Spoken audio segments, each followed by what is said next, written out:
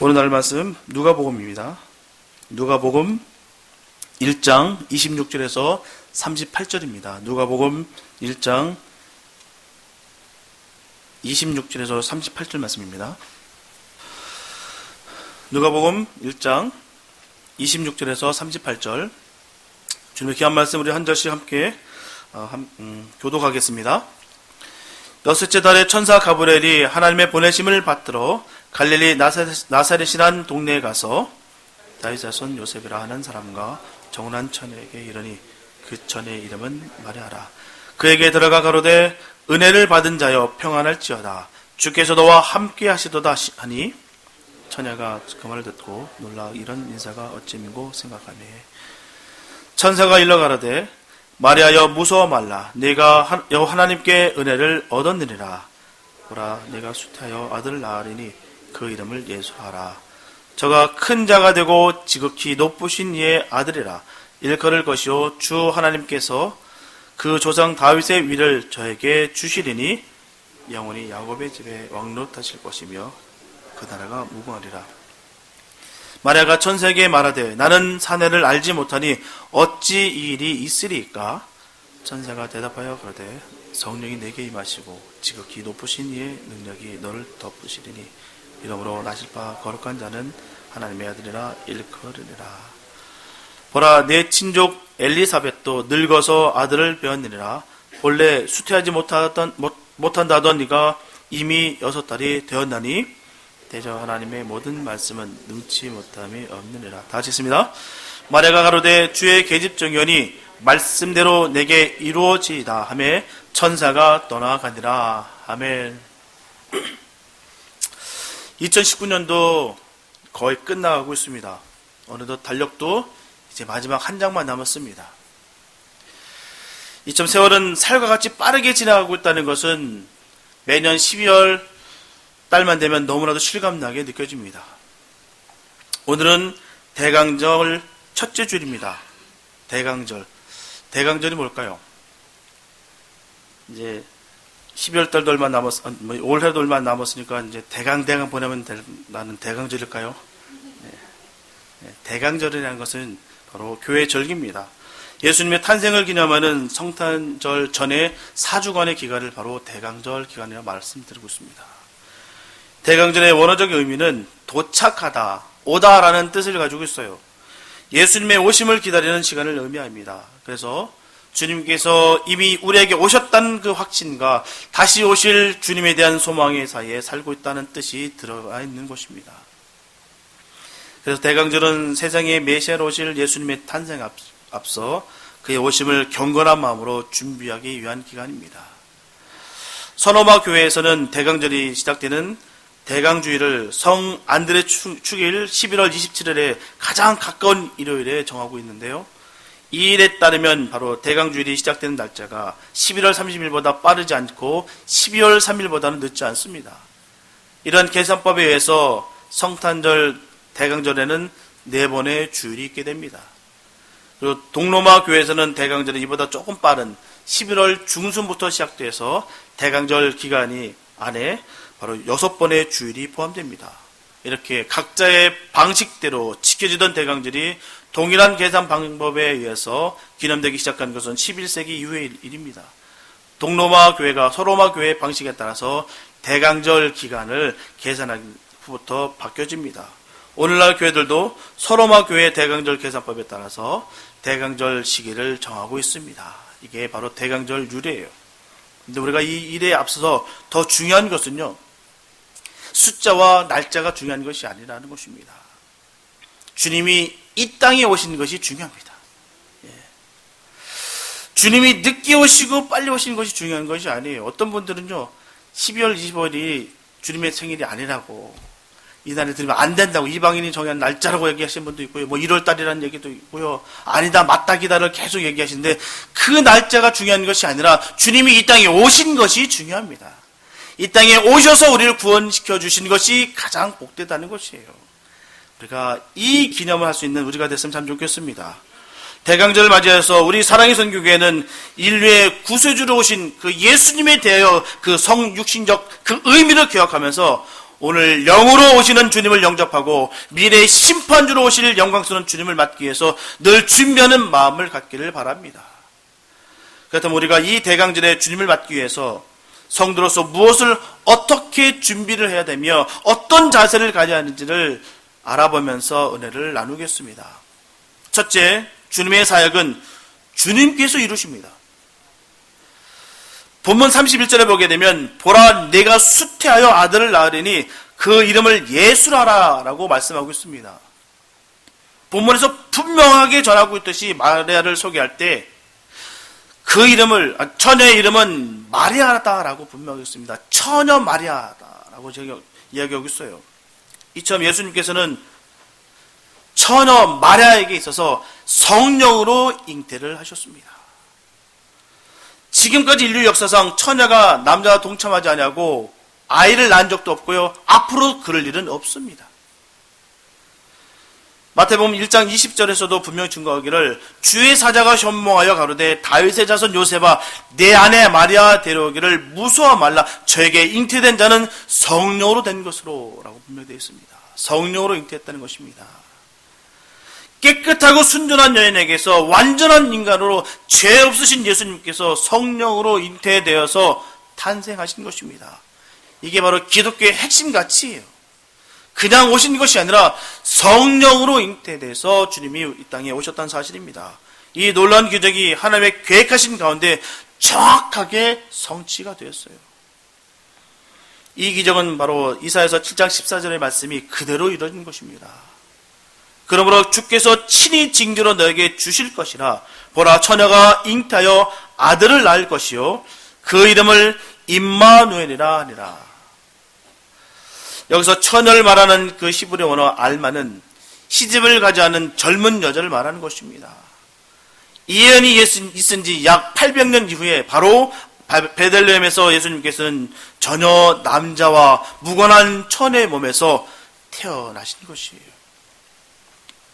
이러한 사실을 결정적으로 증거해 주시는 것은 당시 이 처녀의 약혼자였던 바로 요셉의 행동입니다.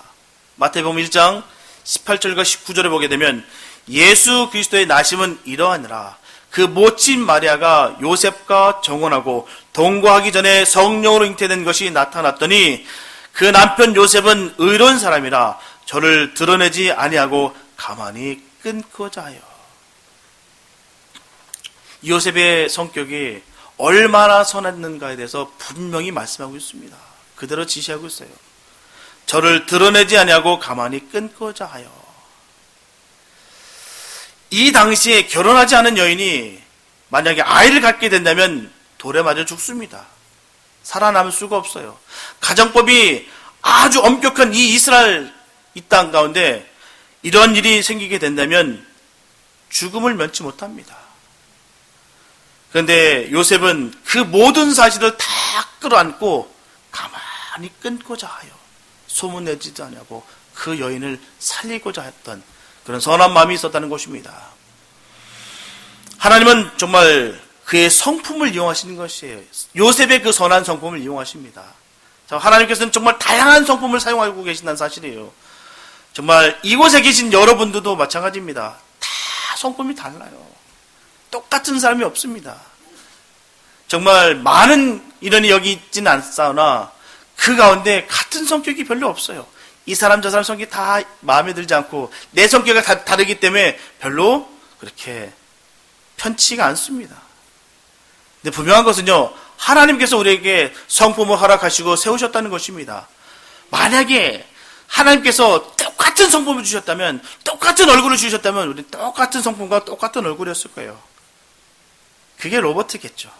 사람이겠습니까? 근데 하나님께서는 각자 모습대로 각 모양대로 그렇게 성품을 사용하신다는 사실입니다. 적재적소에 그렇게 사용하고 계신다는 사실이에요. 이렇다면요, 선교제는요, 선비와 같은 마음으로는 결코 사역할 수가 없습니다. 얌전하고 조용하고 소심해서는 바로 선교 현장에서 사용받을 수가 없어요. 넉넉지 않은 아주 열악한 상황일지라도 저돌적이고 아주 깜찍하게 밀어붙여야 되는 것이 바로 선교지역입니다. 그런 곳에서 얌전하고 남의 눈치 보면서 살아간다면 아마 사역은 할 수가 없습니다. 그리고 양육하는 그런 현장 속에 있을 때는 많은 인내가 필요합니다. 인내가 가지고 있는 사람이 그 양육을 할 수가 있다는 것이에요. 양육하신 분들은 아실 겁니다. 잘 키우고 잘 세운 것 같은데 어느 순간 팍 넘어지고 쓰러지고 사라질 때가 얼마나 많은지 모릅니다. 그 인내를 갖지 않으면 다음 그 양육의 현장 속에 우리가 쓰임을 받지 못합니다. 이처럼 다양한 성품을 통해서 주님을 분명히 역사하신다는 사실입니다. 하나님의 놀라운 섭리가 그 가운데 있어요. 이처럼 예수님께서는 죄 없이 태어나셨고요, 성결하고 흠 없이 그렇게 태어나셨습니다. 전라북도 김제에 가면요, 1905년에 데이트 선교사에 의해 세워진 바로 금산교회라는 곳이 있습니다. 이 교회는 아주 특별한 인물들이 있는데요, 신분의 벽을 넘고 머슴과 지주가 함께 교회를 세운 아름다운 교회입니다. 당시 전주에 선교기지를 두고 있었던 이 데이트 선교사는 말을 타고 다녔기 때문에 바로 자연스럽게 금산에 있는 그 마방에 들리게 되었고요, 또 마방의 주인이었던 이 조덕삼에게 복음을 증거했습니다. 복음을 증거한 결과 그가 예수를 믿었고요, 자기 집에 있는 그 사랑채를 열어서 교회를 세우게 됩니다. 그런데 이쯤에 조덕삼의 머슴이었던 이자익이라는 사람이 있었습니다. 이 사람은 머슴이었어요. 신분이 낮은 사람이었습니다. 또한 이곳 출신도 아니에요. 그의 고향은 바로 경남 남해입니다. 어렵게 살다가 부모님과도 여의게 돼서 먹고 살 것이 없어서 이 곡창지대인 이 김제까지 와서 이 조덕삼 부자에게 머슴이 된 것이에요. 주인 조덕삼과 머슴 이자익이 1902년에 가을에 함께 세례를 받고요, 얼마 후에 함께 집사직분을 받습니다. 그리고 1909년에는 그 교회 최초의 장로 1인이 투표해서 세워지게 됐는데, 교회 설립자이자 가장 부자인 이 조덕삼 부자가 세워지는 것이, 당선되는 것이 마땅하게 여길 수 있사오나 이작 집사가 장로로 뽑히게 됩니다. 그의 머슴이었던 그가 뽑히게 돼요. 말도 안 되는 일이 벌어집니다. 이 일은 천민과 양민들이 분명하게 구별됐던 이 시대에 이렇게 구별 없이 교회에 세워졌다는 것은 정말 놀라운 사건입니다. 조덕삼도 비록 자기 집 머슴이었지만 이 이작 집사가 바로 장로가 피득된 것을 대해서 하나님의 뜻이 이루어졌고 그 뜻대로 자기는 받아들여서 진심으로 기쁘게 생각하고 자신의 머슴이었던 바로 이자익 집사를 바로 장로로 섬겼습니다. 정말 놀라운 성품이 아니겠습니까? 자신이 부리던 종인데요, 머슴인데요, 그를 장로로 높일 수 있다는 것은 그냥 성품이 아닙니다. 요즘 어떻습니까? 교회마다 임직 세울 때마다 많은 일들이 벌어집니다. 저런 사람 어떻게 뽑았냐부터 시작해서 저 사람 내가 리스펙트 할 수 있겠냐고 떠난 사람이 얼마나 많은지 모릅니다. 그런 거에 비해 비추면 이 사건은 엄청난 사건이에요. 자신은 떨어지고 저 사람 됐다고 삐져서 떠나고 이렇게 또 떠나고 막 떠납니다. 제가 예전에 함께 있었던 교회에 어떤 일이 있었냐면요, 똑같은 일입니다. 장로가 피택되는데요, 한 사람은 그 학교의 교장 선생님이었고요, 한 사람은 그 교장 선생님 밑에 있는 그냥 평교사였어요. 그런데 투표해서 교사가 돼버렸어요.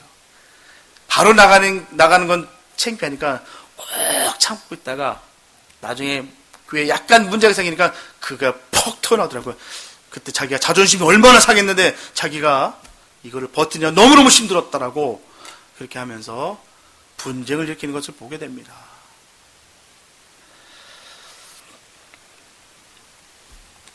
유교 사상이 정말 강했던 이 시대에 이 사건은 너무나 파격적인 것이에요. 종이 거기에 장로가 됐다는 것, 그 다음에 그 모든 실권을 갖고 있었던 그 부자가 그냥 떨어지고 그냥 집사로 있었다는 것은 그냥 보통 일이 아닙니다. 그 후에 그 조덕삼이라는 부자는 금산교회 2대 장로로 취임하게 됩니다. 그런 후에 바로 조덕삼 장로는 자기 집 머슴이었던 이자익 장로를 평양신학교에 보냅니다. 그리고 모든 공부에 필요한 경비를 다 댑니다. 그리고 이자익 장로는 평양신학교에서 졸업하고 난 후에 목사가 됩니다. 그런데 더 놀라운 것은요, 이 조덕삼 장로는 이자익 목사를 금산교회 목사로 초빙을 합니다. 청빙을 해요. 그리고 조덕삼 장로는 금산교회 이장 목사님을 잘 받들어 섬겼어요. 이자익 목사는 금산교회 담임 목사로 목회를 하면서도요, 대한예수교 장로회 총회장을 3번이나 역임합니다. 그 당시 때 재임을 한 사람이 단 한 명도 없었던 그때에 이분은 3번이나 총회장을 역임했다는 것이에요. 이러한 입지전적인 사람을 키워낸 인물이 바로 조덕삼 장로였습니다. 비천한 신분의 사람이 하나님의 종으로 크게 쓰임을 받을 수 있었던 배후에는 믿음의 사람을 귀하게 여기는 바로 훌륭한 후원자가 있었기 때문이에요. 인물은 그냥 세워지지 않습니다. 기도하고 협력해서 함께 선을 이루는 것이에요. 오늘 본문에 나오는 마리아가 처녀의 몸으로 성령으로 예수님을 잉태하고 예수님의 어머니로 쓰임을 받을 수 있었던 것은 이처럼 남편 요셉의 훌륭한 후원이 있었기 때문입니다. 숨은 배우의 기도와 그의 헌신이 있었다는 것이에요. 이처럼 마리아의 이 준비된 믿음과 요셉의 겸손한 복종과 헌신을 통하여 예수님은 이 땅에 오시고 인간으로서 할 수 없는 일들을 하나님이 친히 하시는 능력의 역사가 이루어졌습니다. 마찬가지로 저와 여러분들도 성령 안에서 바른 신앙 고백과 겸손한 헌신이 있어야 될 줄로 믿습니다. 그리고 이 모두 요셉의 믿음을 가지고 주님의 분보대로 행할 때 예수님은 우리의 삶 속에 오시고 하나님 나라의 능력 있는 역사가 반드시 이루어지는 것입니다. 이 역사가 귀하게 쓰임받는 저와 여러분들 되시기를 예수님의 이름으로 축복합니다. 두 번째, 주님은 준비된 사람을 사용하십니다. 가브리엘 천사가 나사렛 동네에 처녀 마리아를 찾았어요. 다 아시다시피 가브리엘은 천사장입니다. 그의 이름의 뜻은 하나님은 위대하시다는 뜻을 가지고 있고요. 그의 일은 바로 하나님의 소식을 전하는 일을 합니다. 그 천사가 바로 나사렛의 마리아를 찾아온 것이에요. 마리아에 대해서 상세하게는 우리가 알 수는 없으나 몇 가지 성경을 통해서 우리가 알 수 있는 것은 그녀는 세례 요한의 어머니 엘리사벳의 친족이었고요. 이 엘리사벳이 아론의 자손인 것을 볼 때 아마도 그녀도 역시 레위 지파에 속한 사람이었을 것입니다. 또한 성경에 나오는 그녀의 찬송시를 볼 때 그녀의 신분은 낮고 가난한 집안의 처자였습니다. 그리고 마리아는 경건하고 순결한 처녀였고요. 목수가 직업인 가난한 요셉과 정혼한 사이였습니다. 오늘 보면 28절에서 가브리엘이 그녀를 만나자 할 때 첫 인사가 바로 그거였어요. 은혜를 받은 자여 평안할지어다. 은혜를 받은 자여 평안할지어다. 여기서 너는 이미 하나님의 은혜를 받은 자이다 라고 전하는 것입니다.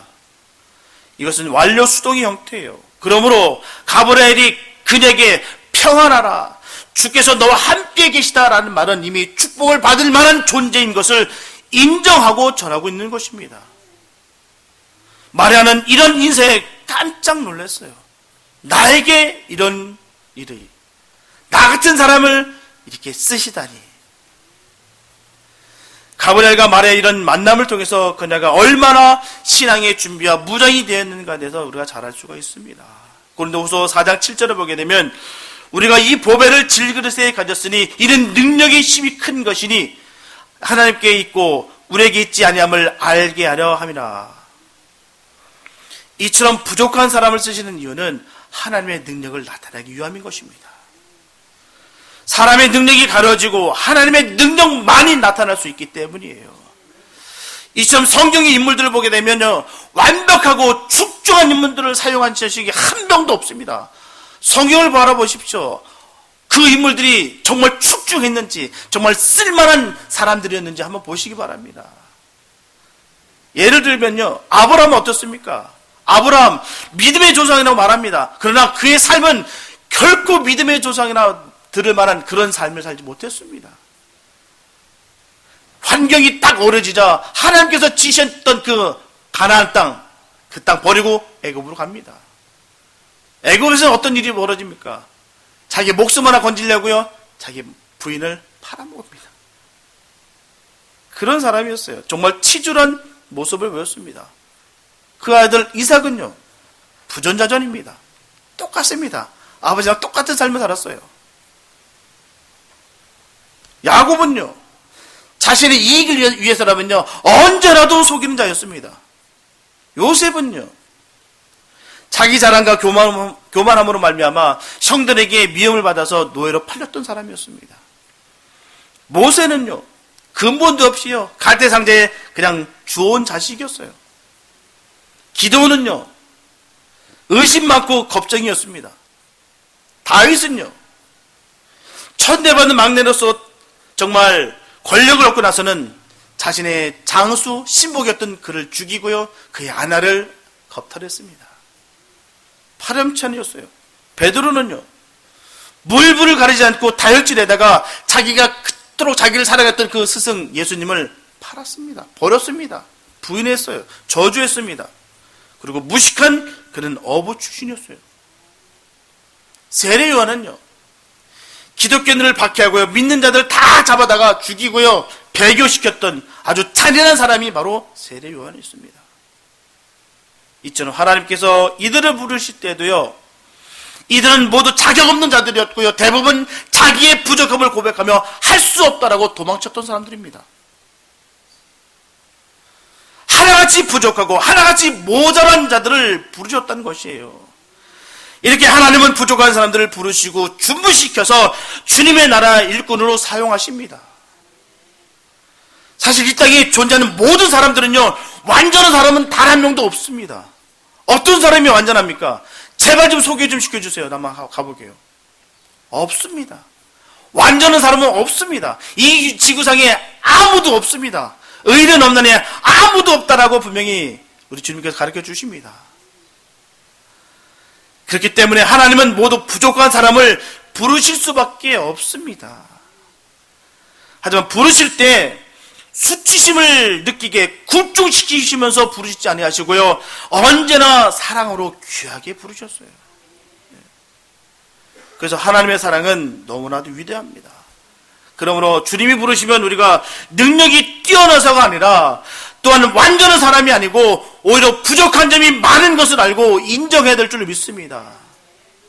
그리고 이를 이루시는 분은 오직 하나님이신 것을 늘 믿고 감사하며 나아가는 것이에요. 내가 하는 것이 아닙니다. 주님이 하시는 것이에요. 우리는 그 책임이 없습니다. 주님이 책임져 주십니다. 모든 것 주님께 맡겼을 때 말입니다. 오늘 본문에서도 분명하게 가브리엘은 마리아에게 함부로 대하면서 부르는 것이 아니라 은혜를 받은 자여라고 부르고 있습니다. 사실 이 당시 시대적 분위기는요, 정말 아무런 희망도 소망도 없었던 시대입니다.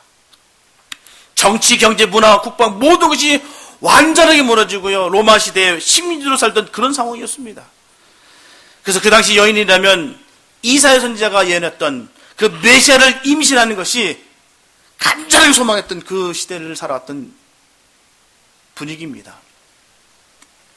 이때 가브리엘 천사장은 본문 31절에서 33절까지 전하기를, 보라, 내가 수태하여 아들을 낳으리니 그 이름을 예수라 하라. 저가 큰 자가 되고 지극히 높으신 이의 아들이라 일컬을 것이요, 주 하나님께서 그 조상 다윗의 위를 저에게 주시리니 영원히 야곱의 집에 왕노릇 하실 것이며 그 나라가 무궁하리라. 하지만 문제는 이런 상황 속에 가브리엘로 하여금 너무나 기쁘고 감격스러운 소식을 듣는데도 불구하고요, 말의 반응은 그렇게 흥분하지 않았습니다. 나 정도면 당연히 받을 사람이다, 이렇게 인정하면서 받은 것도 아니었어요. 이 놀라운 소식을 듣고 그녀는 침착하게 다시 묻습니다. 나는 사내를 알지 못하니 어찌 일이 있으리까? 이처럼 그는 겸손한 사람이었어요. 누구라도 이런 상황이 되면요, 금세 변합니다. 덜 변합니다. 나는 특별한 사람이니까 나 너와 달라라고 여기면서 교만해집니다. 그리고 교만해지고 승리감과 쟁취감에 싹 빠져서 주님의 본질을 싹 다 잃어버리는 사람들이 너무나도 많습니다. 하지만 마리아는 자신의 부족함을 돌아볼 수 있는 사람이었습니다. 분명하게 주님은 완벽한 사람을 사용하는 것이 아니라 겸손한 사람을 부르셔서 준비 과정을 다 겪게 하시고 그렇게 쓰십니다. 주님께서 이처럼 마리아를 부르신 것은 이러한 그의 겸손한 때문일 것입니다. 하나님의 은혜는 선택을 의미하는 것이에요. 하나님의 은혜가 아무에게나 임하는 것이 아닙니다. 하나님께서 선택한 사람에게만 임하는 것이에요. 그래서 은혜를 받았다는 것은요, 선택함을 받았다는 증거입니다. 의미입니다. 마리아가 하나님의 은혜를 입은 것은 하나님이 마리아를 특별한 일을 위해 선택한 것을 말합니다. 바로 하나님의 아들이 세상에 육신을 입고 오는 일이에요. 이 일을 위해 마리아는 선택을 받은 것입니다. 하나님의 은혜를 받지 않고서는 헌신할 수가 없어요. 만약에 은혜가 없는 헌신이라면 그것은 불만과 불평과 교만과 아픔만 키우고 분란이 일어납니다. 그러나 은혜를 받고 하는 헌신은 감사가 있고요, 겸손이 있고 기쁨과 있고 은혜가 있습니다. 분명한 것은 은혜는 사람을 변화시키고 삶이 달라지게 됩니다. 그러므로 저와 여러분들은 하나님의 일을 하기 위해서는 반드시 은혜를 받아야 될 줄 믿습니다. 그래야 주님의 일을 감당할 수 있는 것이에요. 늘 주님의 기쁨이 되는 삶을 살아갈 수가 있습니다. 이런 삶이 우리의 삶이 되시기를 예수님의 이름으로 축복합니다. 세 번째, 순종으로 주님의 뜻을 이루어야 됩니다. 보면 38절에 보게 되면 마리아가 거르되 주여 주의 계집종이오니 말씀대로 내게 이루어지이다 하며 천사가 떠나가니라. 마리아가 오늘날까지 유명한 이유는 예수님을 성령으로 잉태했기 때문이에요. 하지만 우리가 반드시 기억해야 되는 것은 마리아에게 무슨 특별한 것이 있는 것이 아니라 하나님께 특별한 것이 있는 것입니다. 마리아에게 있는 것이 아니에요. 마리아도 사람입니다. 하나님이 임하셨기 때문에 그가 특별한 것이에요. 그가 특별한 것이 아닙니다. 그와 우리는 똑같습니다. 똑같은 성정을 갖고 있는 인간일 뿐이에요. 주님이 함께 하시기에 특별한 것입니다. 마리아가 특별해서 하나님이 임한 것이 아니라 하나님이 임하다 보니 그가 특별하게 된 것이에요. 우리 반드시 기억해야 될 줄 믿습니다. 마리아는 하나님의 은혜 없이 살 수 없었던 그냥 보통 사람이에요. 그래도 그녀가 너무나 귀한 것은요, 그녀를 통해서 성육신이 이루어졌다는 것입니다. 분명하게 성육신은 하나님의 은혜만 가지고 되는 것이 아닙니다. 마리아의 순종과 믿음이 반드시 필요합니다. 하나님께서는 반드시 사람을 통해서 역사하세요. 그냥 역사하지 않습니다. 천사가 마리아에게 말씀할 때 마리아는 두려워서 떨었어요. 그러나 천사가 명확하게 말할 때 마리아는 순종하며 그것을 받아들였습니다. 마리아가 전하기를 주의 계집종이오니 말씀대로 내게 이루어지이다. 내가 아무런 자격은 없사오나 주님의 말씀대로 내가 따르겠습니다. 이 뜻입니다. 그가 두려웠던 그 상시 때 왜 마음이 바뀌었겠습니까? 하나님의 말씀 때문이에요. 하나님의 말씀 때문에 그가 바뀐 것입니다. 분명 인간적으로는 감당하는 것이 불가능하지만 하나님으로서는 모든 것이 가능하다는 그 하나님의 말씀 앞에 그녀가 겸손하게 순종한 것이에요. 이렇게 신앙은 순종입니다. 그것도 겸손한 순종이에요. 마리아의 순종을 통해서 성육신을 할 수가 있었던 것 같이 예수님께서도 순종을 위해서 이 땅에 오신 것입니다.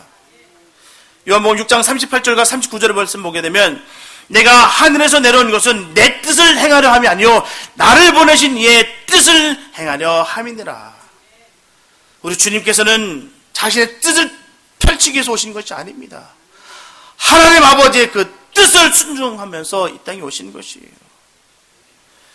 이처럼 예수님의 삶의 목적은 단 하나, 바로 아버지의 뜻에 순종하는 것이었습니다. 순종하는 것이 바로 예수님의 삶의 목적이었어요. 예수님께서는 하나님 아버지께서 하라고 하신 일을 함으로 말미암아 하나님께 순종하기 위해서 이 땅에 오셨습니다. 이렇게 마리아의 순종을 통해서 우리 모두가 기억해야 되는 것은 하나님의 자녀라면 순종은 마땅히 해야 되는 성도의 성품이라는 것이에요. 순종하시기 바랍니다. 하나님의 말씀에 순종하시기 바랍니다. 사람의 말에 순종하는 것이 아니라 하나님의 말씀을 순종하시기 바랍니다. 하나님께서 말씀하시면 그 말씀을 그대로 받으시기 바랍니다. 내가 받고 싶은 것만 받고 내가 힘들고 어려운 거 버리는 것이 아니라 하나님 주신 말씀을 그대로 받는 것이에요. 내가 자꾸 내 생각과 내 뜻으로 자꾸 필터링 하다 보니까 하나님의 말씀이 왜곡되고 내 뜻과 내 뜻이 이루어지지 않으면 하나님은 나쁜 하나님, 내 뜻이 이루어지면 하나님은 좋은 하나님, 이렇게 여기는 잘못된 길을 건 우리가 되지 말기 바랍니다. 하나님의 말씀은 그대로 받는 것이에요. 아무리 내가 삶이 힘들고 어렵다 할지라도, 이해할 수 없는 부분이 있다 할지라도 우리 하나님은 내가 이해하는 것이 아니라 하나님을 내가 믿는 것입니다. 믿는 것이지, 내가 자꾸 이해하려다 보니까 자꾸 내가 신앙에서 떨어지고 결코 내가 믿음에서 탈락될 수밖에 없다는 것입니다. 있는 것이에요. 내가 도저히 이것은 내가 이해할 수 없는데 그 나머지 정말 주님께서 주신 그 은혜 베푸신 것들이, 믿을 만한 것들이 너무 많기 때문에 이것은 아무것도 아니게 여기는 것이 진정 믿음의 모습입니다. 우리가 이해하는 것이 아니에요. 말씀을 받는 것이고 믿는 것입니다. 하나님께서 이루실 때, 우리가 아멘 했을 때 주님께서 이루십니다. 말씀은 그대로 받는 것이에요. 믿는 것이에요. 성경에 보면 주님의 제자가 되려는 사람들에게 반드시 요구하시는 것은 말씀 중에 어디에서나 바로 항상 순종이었습니다. 순종.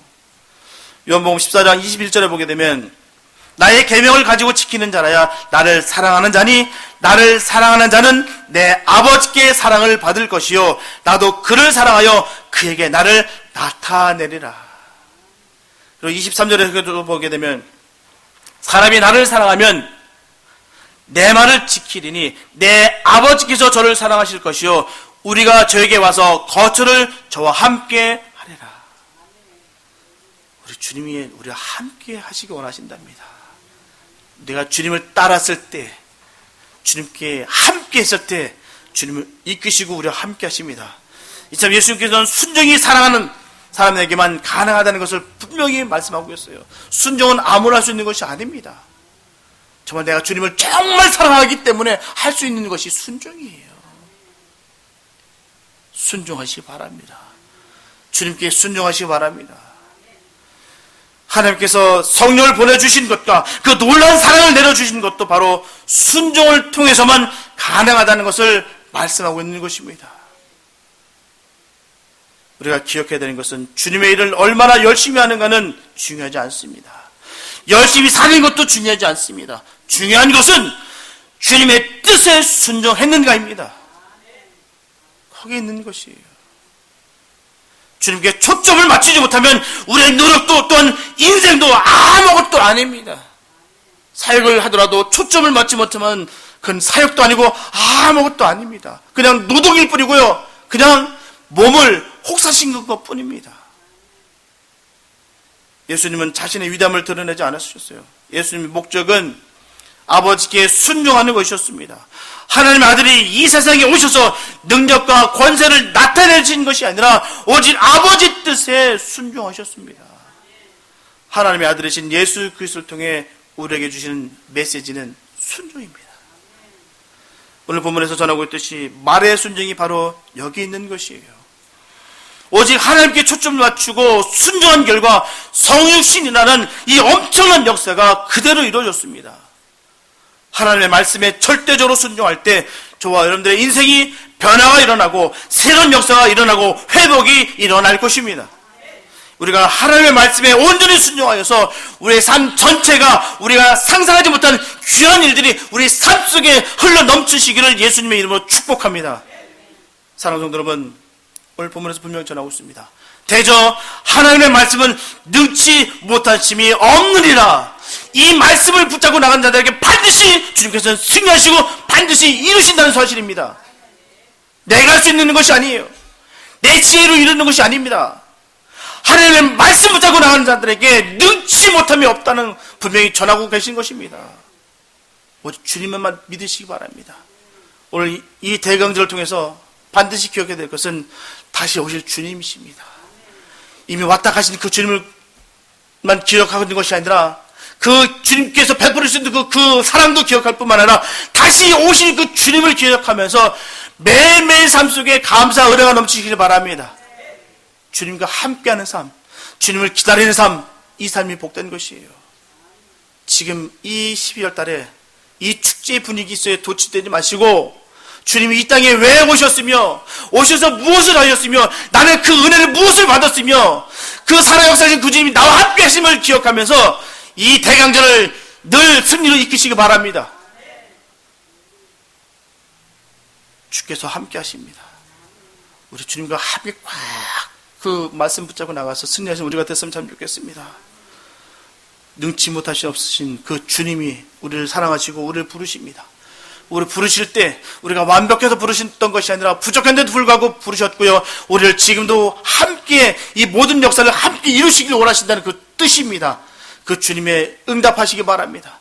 주님과 함께 동행하시기 바랍니다. 늘 주님의 기쁨이 되는 삶이 되시기 바랍니다. 그래서 주님께서 주시는 그 은혜를 누리시면서 늘 승리하는 우리가 됐으면 참 좋겠습니다. 그래서 내 안에 그 예수로 꽉 채워서 어떤 일이 있다 할지라도 내 감정과 내 생각과 내 뜻에 움직이는 것이 아니라 주님의 은혜로 주님의 뜻대로 주님께서 지시한 대로 행하시기 바랍니다. 그래서 이 대강절이 주님께서 주시는 그 엄청난 그 복을 누리며 함께 복된 시간들을 꽉 채우시기를 예수님의 이름으로 축원합니다. 기도합니다. 사랑해 주님 감사합니다. 아버지, 이 땅에 왜 오셨나요? 이 땅에 이렇게 추한데 왜 오셨나요? 분명히 주님, 우리를 구원하기 위해서 이 땅에 오셨습니다. 정말 우리 성탄을 맞이하여서 정말 세상의 축제 분위기에 도취되는 것이 아니라 주님 말구에 누셨던 그 주님, 나를 건져내시기 위해서 우리를 살리기 위해서 오셨던 그 주님을 기억할 수 있는 우리가 되게 하여 주시옵소서. 주님의 그 노력과 헌신과 순종이 아니었다면 우리는 영원히 명불명을 받을 수밖에 없었던 그런 부족한 존재였었다는 것을 늘 기억하면서 겸손하게 주님을 찬양할 수 있는 우리가 되게 하여 주시옵소서. 세상에 묶이지 않게 도와주시고 세상의 멸망 가운데 우리가 거하지 않게 도와주시며 오직 하나님 말씀 가운데 하나님 주신 은혜 가운데 늘 거하며 승리하는 우리가 되게 하여 주시옵소서. 이 대강절을 정말 은혜롭게 꽉 채우기 원합니다. 주님의 사랑으로 꽉 채우기 원합니다. 주님 은혜를 베풀어 주시옵소서. 주님을 기억할 수 있는 자 되게 하여 주시옵소서. 주의 사랑이 아니고선 결코 살아남을 수 없음을 우리가 다 기억할 수 있는 우리가 되게 하여 주시옵소서. 주께서 함께는 복된 역사가 넘칠 줄 간절히 믿사옵고 우리를 원하신 예수님이 되겠습니다. 아멘.